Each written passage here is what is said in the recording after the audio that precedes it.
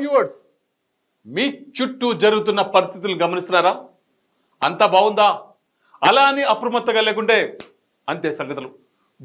గుడిలో లింగాన్ని మింగే మోసగాళ్ళు మీ చుట్టూ తిరుగుతున్నారు. ఆదమరిస్తే ఆవులించకుండానే పేగుల్ని కత్తిరించుకునే కంత్రిగాళ్ళు ఉన్న సమాజం ఇది. అందుకే మోసగాళ్ళ నుంచి, నేరాలు నేరస్తుల నుంచి మిమ్మల్ని జాగ్రత్త పరిచే మా ప్రోగ్రాం క్రైమ్ అలర్ట్.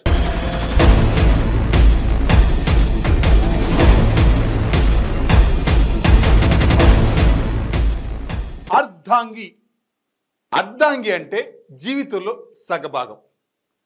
పెళ్లి రోజు ఒక్కటైన ఇద్దరు కాటికి పోయిన రోజు మాత్రమే వేరు కావాలి. ఇది సమాజంలో ప్రతి ఒక్కరూ ఆచరిస్తున్న విషయమే. ఎన్నో ఆశలతో, ఎంతో నమ్మకంతో పుట్టింటిని వదిలి వచ్చిన భార్యని గుండెల్లో పెట్టుకొని చూసుకోవాల్సిన భర్త ఆమె జీవితంలో అర్ధాయుషు నింపుతున్నారు. మూడో కంటికి కూడా తెలియకుండా మాయించేస్తున్నారు. తెచ్చుకున్న 4 రోజులకు బోరు కొట్టడానికి ఆమె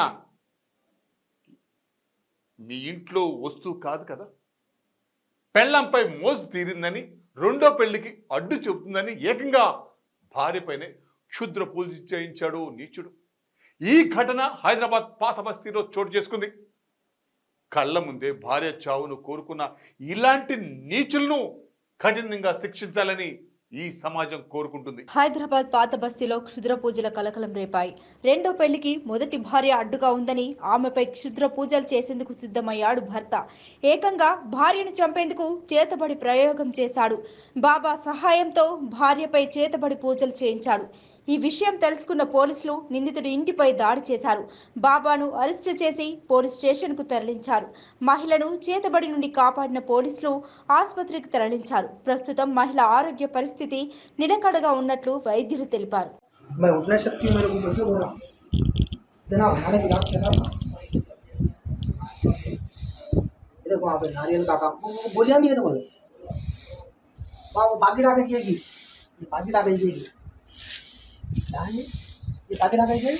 अस्सलाम वालेकुम रहमतुल्लाहि वबरकातुहू।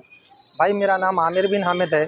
मैं कामाटीपुरा पीएस कमेली के रोड पर रहता हूँ।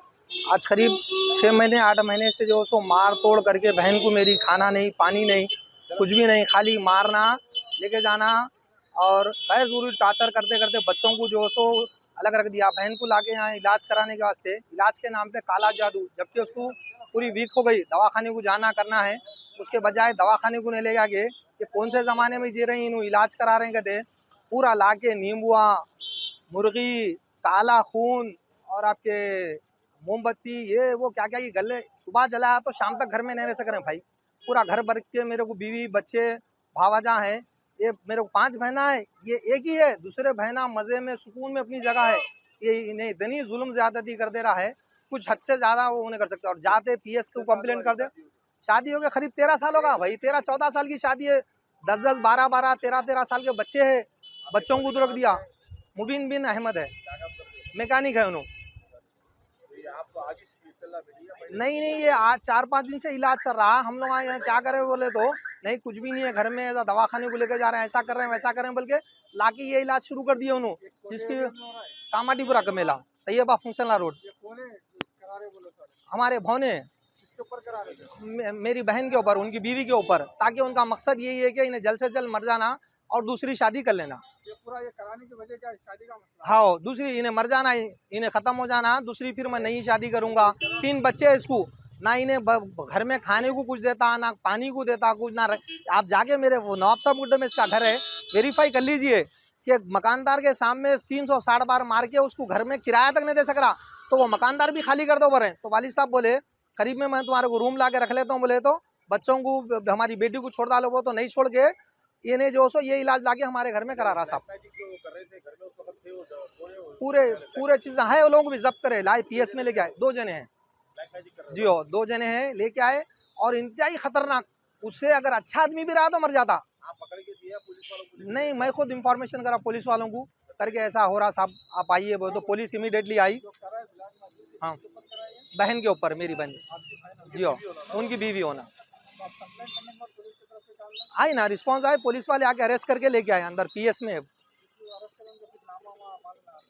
वो उन लोगों के नाम आओ, इलाज करें सर। बुढ़ा है उन्हें, आखिरी वो है बुढ़ा। क्या क्या चीज मिली, कुछ चीज मिली? नींबुआ, पूरी मुर्गी, छुरी, पानी, सब पूरा सामान लाए हुए हैं ना, क्या क्या की गलीजात पूरे लाए हुए हैं ना। कहाँ चल रहा था ये? यहाँ कमेले के पास की रोड, तैयबा फंक्शन हॉल के बाजू।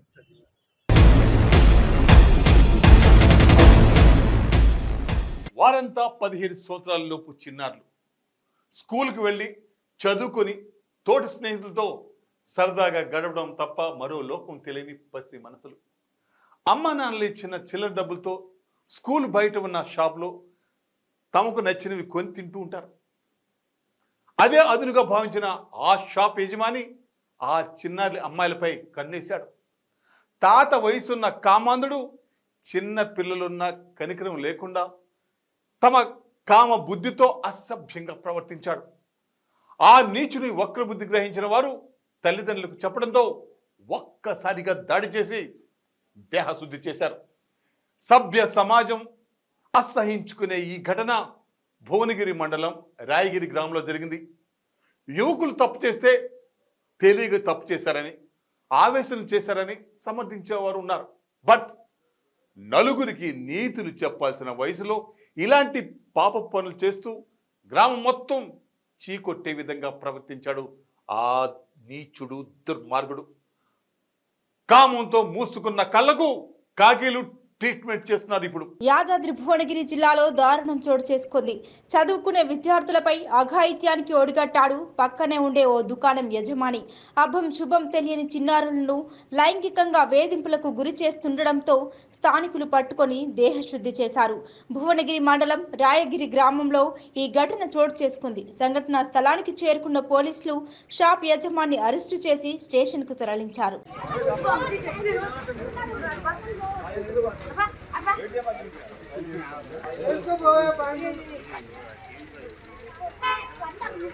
కొంచెం చెప్పండి, వీడియో తీసి చేస్తే మనకు కూడా జడ్జిస్తారు.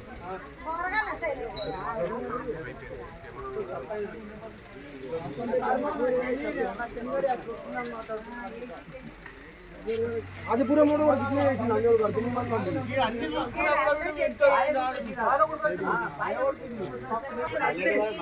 అలా అన్న డైలీగో ఈ స్కూల్ కి డైలీ 150 మంది స్టూడెంట్స్ పోతారు అన్న స్కూల్ కి. ఎంతమంది రాజు ఈ రోజు ఆ బుద్ధి వాళ్ళు చెప్పారు కాబట్టి ఈ విషయం అనేది బయటకు వచ్చి వాడు ఇంకెంతమంది రాజమెంట్ చేసిండు వాడు. 300 మంది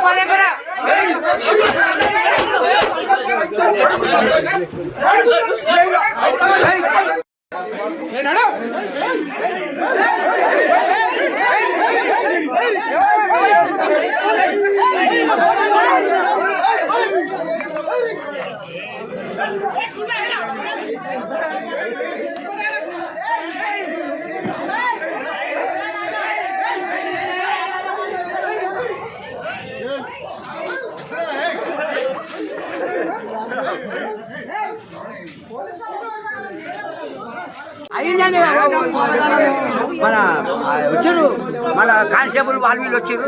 ఇక ధరమంటే ఇక ఒత్తుడిగా బట్టలు వేసుకొస్తాను పోయి ఏమైంది అసలు? కయ్యేదేముంది ఇక బుడపొరగాళ్ళు తీసుకుని వాళ్ళు పెట్టాడు. సన్ను రాని వాళ్ళను వాళ్ళ సంవత్సరం కాను ఇంత బుడ పొరగాలను ఏమి రాళ్ళు తీసుకుని ఒత్తుడు పెట్టి వాళ్ళు చేసి కొత్త పొరగాలు నుంచి పోయి ఏమో చెప్పారు. పెళ్లిడికి వచ్చిన తమ కూతురుకు పెళ్లి చేసి బాధ్యత తీర్చుకోవాలని భావించారు ఆ తల్లిదండ్రులు. బంధువులు చెప్పిన సమాచారంతో మహేష్ అనే యువకుడితో ఘనంగా వివాహం చేశారు.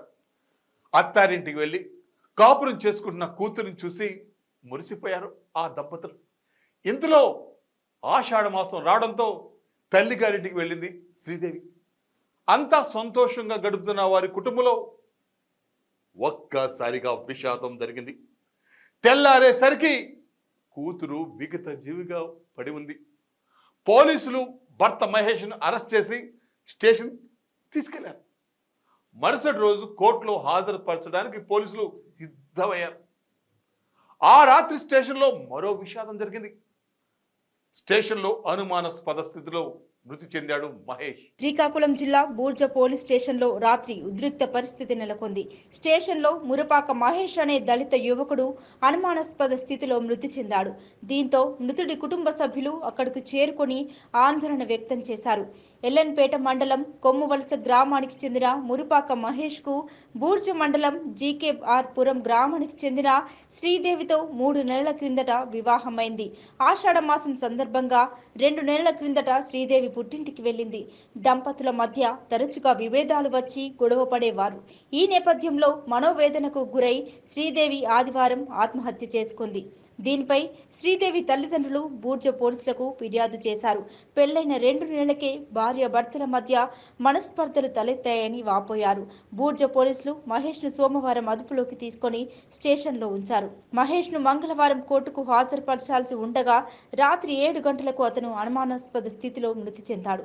విషయం తెలుసుకున్న మహేష్ కుటుంబ సభ్యులు, బంధువులు పోలీస్ స్టేషన్కు చేరుకున్నారు. మృతదేహం వద్ద బోరున విలపించారు. పోలీస్ స్టేషన్ ఎదుట ధర్నా చేశారు. విచారణ నేపథ్యంలో ఈ ఘటన చోటు చేసుకోవడంతో ఉద్రిక్తత నెలకొంది. కాగా మహేష్ ఎలా మృతి చెందాడనే విషయమై పోలీసులు స్పష్టత ఇవ్వలేదు. ఎస్పీ జిఆర్ రాధిక మంగళవారం రాత్రి బూర్జ పోలీస్ స్టేషన్ను సందర్శించారు. మహేష్ మృతికి గల కారణాలు ఎస్ఐ మహమ్మద్ అషీన్ వద్ద ఆరా తీశారు.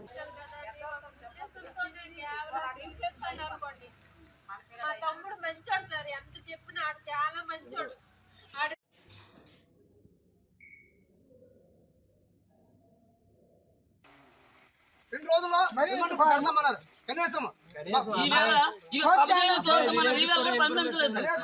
అబ్బాయి విలేజ్ కి మాకు సమాచారం ఇవ్వలేదు సార్. ఇప్పుడు ఫోన్ చేసి చెప్పండి సార్.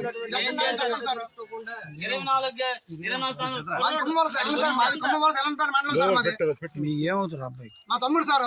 చనిపోయిన కూడా నా తమ్ముడు, నా పిన్ని కొడుకు. నీ పేరు? నా పేరు రమేష్, బోనల్ రమేష్, ఆటో డ్రైవర్. నేను ఏదో బతుకున్నాం, ఏదో దళితులము. అవును, మరి ఏం చేస్తా నాకు అర్థం అవట్లేదు అసలు. పోలీసులు లేకపోవడం అక్కడ జరగలేమండి. తండ్రి లేరా? లేదు. మీరు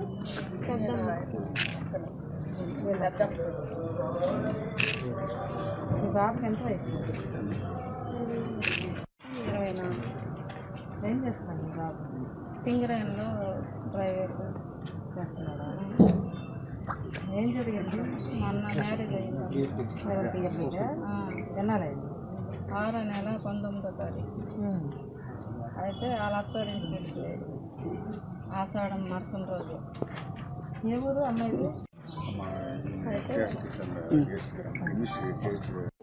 సంబంధం అంటే అప్పుడు ఎవరైనా పరం దగ్గర ఉంది అనుకుని మంచిగా చెప్తారు కదా. సంబంధం కుదిరిపోయింది, అన్నీ అయిపోయింది. అప్పటికప్పుడు అన్నీ ఒక నెలలో ఫిక్స్ అయిందంటే సరేలే అనుకొని మా వాళ్ళు అందరూ ఉన్నారు కదా, అయింది. అయితే వాళ్ళకి ఎవరు లేరు. ఆ పాపకి వీఆర్ఓ పోస్ట్ ఏదో కారీలే ఆ పోస్ట్ వల్ల ఈడేమో ఇక్కడ బస్సుకి మా బాబే జాయిన్ చేశాడు. కొత్తగా వచ్చాయి కదా బస్సు. మనసు కాకుండా వారిది నిరుపేద కుటుంబం. రోజువారీ కూలి పనులు చేసుకుంటూ జీవనం సాగిస్తున్నారు. తల్లిదండ్రుల కష్టాన్ని చూసిన కుమారుడు లోకేష్ ఆటో నడుపుతూ అమ్మా నాన్నకు సహాయపడుతున్నాడు. లేని దానికోసం ఆశపడకుండా తన కష్టార్జితంతో వచ్చిన డబ్బులతో సంతోషంగా భావిస్తున్నారు. వర్షాలు పడుతుండడంతో ఆటోకి పని లేక ఇంటి దగ్గరే ఉన్న లోకేష్ చేపల వేటకు వెళ్ళాలని భావించాడు. తమ స్నేహితులు నరేష్, కళ్యాణ్తో కలిసి పెన్నా నదిలో చేపలు పట్టేందుకు వెళ్ళారు. నీటి ఉధృతి ఎక్కువగా ఉండడంతో నదిలోకి దిగిన నరేష్, లోకేష్లు గల్లంతయ్యారు. గజ ఈతగాలతో గాలించిన ప్రయోజనం లేకపోయింది. చేపల కూర తినాలనే వారి ఆశ 2 నిండు జీవితాలను అంతం చేసింది. నీటి ప్రవాహం దగ్గర ఎంత జాగ్రత్తగా ఉంటే అంత మంచిది.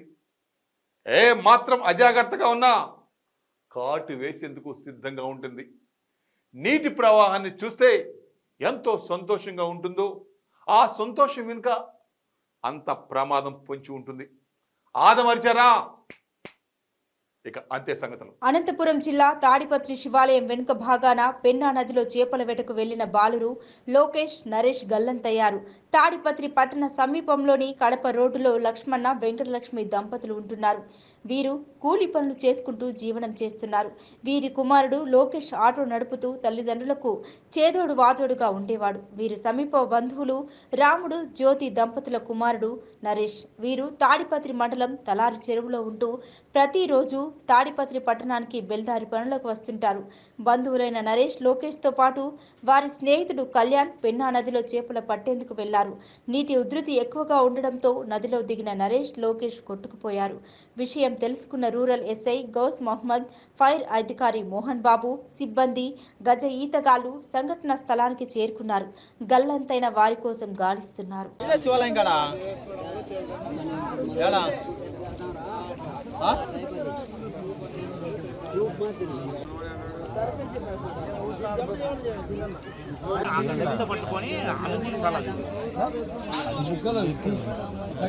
ఇక్కడ కంటే అవతల కంటే పోవాలి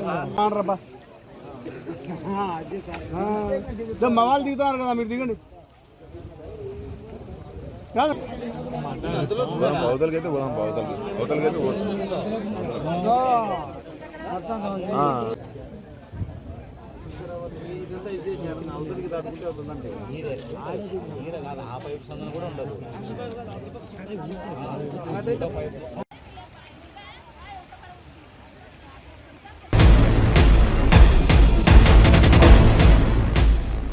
ఒక్కో మతానికి ఒక్కొక్క దేవుడు ఉంటే అన్ని మతాలకు ఒకే ఒక దేవుడు డాక్టర్.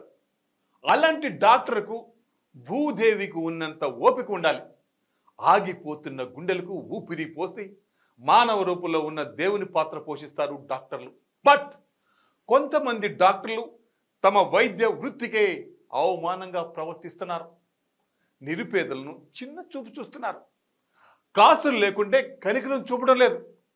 కార్పొరేట్ ముసుగులో ప్రభుత్వ వైద్యాన్ని పట్టించుకోవడం లేదు. పురిటి నొప్పులతో హాస్పిటల్కి వచ్చిన సరితకు సిజరీన్ చేసి నిర్లక్ష్యంగా వ్యవహరించడంతో పుట్టిన బిడ్డను కూడా చూడకుండానే కన్ను మూసింది ఆ తల్లి. ప్రభుత్వ జీతం తీసుకుంటూ పేద ప్రజల జీవితాలతో చెలగాట ఆడుతున్న ఇలాంటి డాక్టర్లపై కఠినంగా చర్యలు తీసుకోవాలని బాధితులు ఆందోళన చేపట్టారు. ప్రజల డబ్బులతో చదువుకొని నిరుపేదల పట్ల చిన్న చూపు చూడొద్దని ప్రాధేయపడుతున్నారు ఆ పేద ప్రజలు. కొత్తగూడెంలోని రామవరం మాతా శిశు సంరక్షణ కేంద్రంలో బాలింత మృతి చెందింది. ఇల్లందు మండలం ధన్యాలపాడు గ్రామానికి చెందిన ఈసం సరితను రెండో కాన్పు కోసం సోమవారం ఇల్లందులోని గవర్నమెంట్ హాస్పిటల్కి ఆమె బంధువులు తీసుకెళ్లారు. ముందస్తు జాగ్రత్తగా అక్కడి వైద్యులు ఆమెను రామవరంలోని మాతా శిశు సంరక్షణ కేంద్రానికి తరలించారు. మంగళవారం తెల్లవారుజామున వైద్యులు సిజేరియన్ చేసి సరితకు డెలివరీ చేశారు. మగ బిడ్డకు జన్మనిచ్చింది. రక్తం తక్కువగా ఉందని చెప్పిన వైద్యులు రక్తం ఎక్కించలేదని సరిత భర్త మహేష్ వాపోయాడు. గట్టిగా నిలదీసిన తర్వాత రక్తం ఎక్కించారని, కొంతసేపటికే మృతి చెందిందని తెలిపారు. వైద్యుల నిర్లక్ష్యం కారణంగానే తన భార్య చనిపోయిందని, డాక్టర్లపై చర్యలు తీసుకోవాలని డిమాండ్ చేశాడు. సరిత మృతికి నిరసిస్తూ హాస్పిటల్ ఎదుట ఆందోళన చేశారు.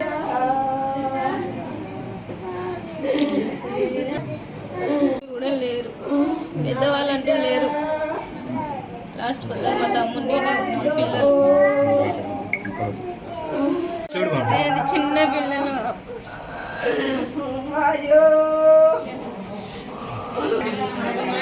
చాలా నెగ్లెక్ట్ చేశారు. వాళ్ళకి అమ్మ లేదు, డాడీ లేదు. ఇప్పుడు వాళ్ళ అక్క ఒకటి చూసుకుంటే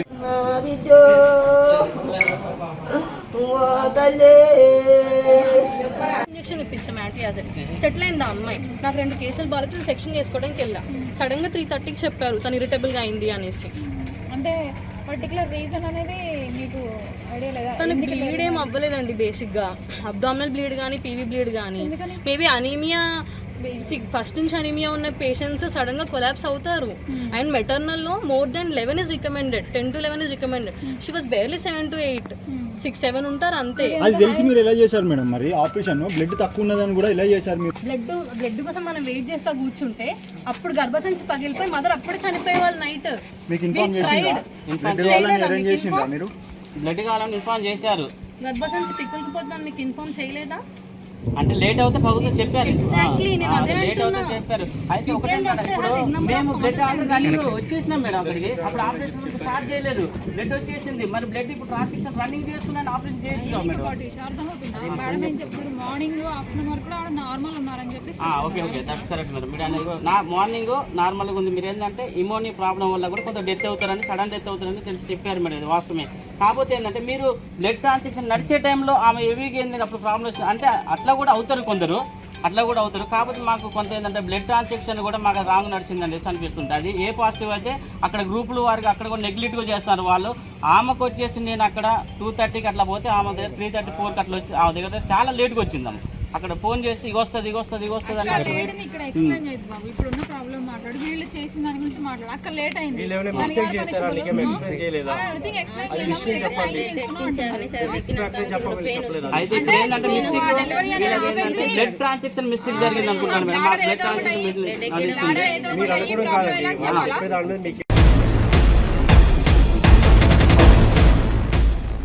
సో వ్యూవర్స్, ఇది ఇవాల్టి క్రైమ్ అలర్ట్. మరిన్ని క్రైమ్ న్యూస్తో మళ్ళీ రేపు ఇదే సమయానికి మీ ముందుకు వస్తుంది క్రైమ్ అలర్ట్. చూస్తూనే ఉండండి 95 న్యూస్, ప్రతి క్షణం ప్రజాక్షేమం కోసం.